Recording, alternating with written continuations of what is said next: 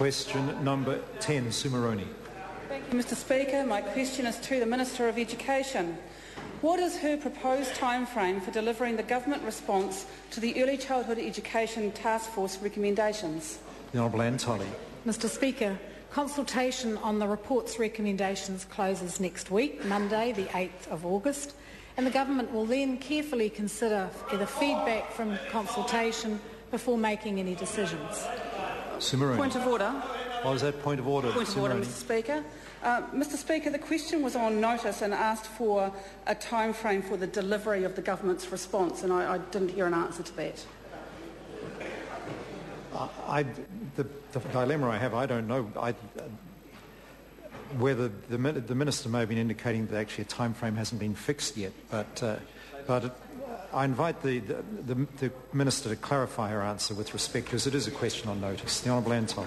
Mr Speaker, we are in the middle of consultation, so once the consultation finishes, then I'm saying the Government will have a look at that consultation, will carefully consider it, and then it will make its decisions.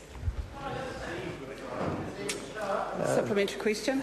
It appears there is no time frame at present. Moroney. I figured that. Thank you, Mr Speaker. Supplementary question to the Minister. Will she then immediately rule out accepting funding cuts proposed by her task force to play centre of up to 70% in order to give certainty to the families of the 15,000 children who attend play centres throughout New Zealand? Mr Speaker, the task force was independent from Government, and as I said, the Government has not even considered any decisions from their recommendations. However, this Government has made it very clear that it values parent-led services like Play Centre. This Government expanded the 20 hours early childhood services to Play Centre.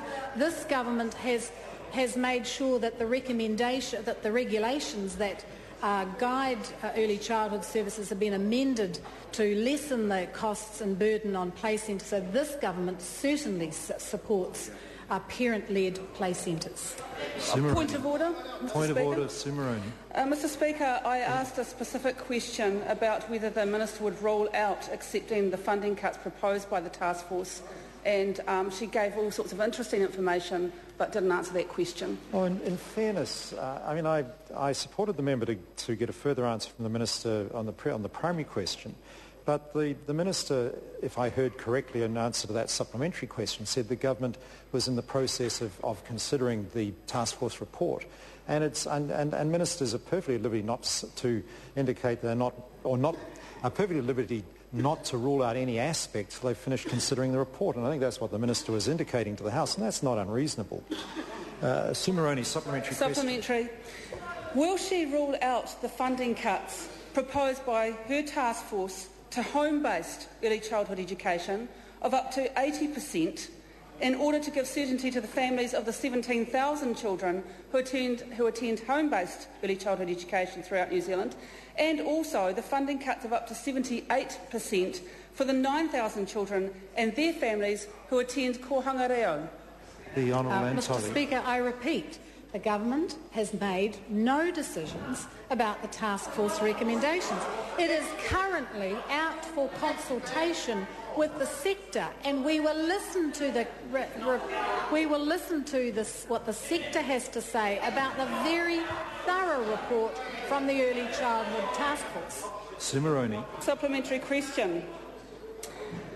Will she commit then to keeping the same subsidies and fee controls in place for 20 hours early childhood education to give certainty to the families of 140,000 children who attend centre-based early childhood education services, given that her ECE Taskforce recommends dropping the universal 20 hours ECE subsidy from the current $11.25 per child per hour down to just $8.80 per child per hour? The Honourable Anne Tully. Mr Speaker, this Government has made no decisions on any recommendations from the Early Childhood Task Force. But what this Government has done is put $1.4 billion into early childhood education, the most any government's ever spent, an increase of 38% since we came to government. Speaker. Point of order, Sue Moroney. Point of order, Mr Speaker. I asked for a commitment about 20 hours ECE, the subsidies and the fee controls. Order. And there was no reference to that. Now, order. Now, the member has to be reasonable in the answers she expects to questions. I mean, if the government is considering, as the Minister has explained to the House, this task force report, and we've got to accept that the Minister's said that, how can the Minister then rule out this, rule out that?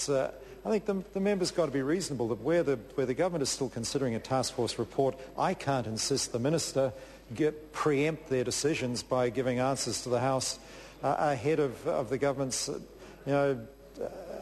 making decisions on those issues. I just can't do that. Tauraro Flavel, supplementary question to question 11. Question 10, I mean. Thank you, Mr Speaker. Kia ora tātou. To the Minister, what progress has the Minister achieved in responding to the concerns raised by Te Kohanga Reo about any changes to their funding or governance? And does the Minister believe that because of the key role Kohanga Reo plays in the survival of Te Reo Māori, that there are special reasons why the Kohanga Reo movement must be supported? Honourable Anne Tully. Mr Speaker, yes, we absolutely do believe that Kohanga Reo has a very special place, and that's why we extended 20 hours to include them, and that's why ERO has developed a special review methodology to recognise their very special tikanga. Question number 11, Todd McLeay. Thank you, Mr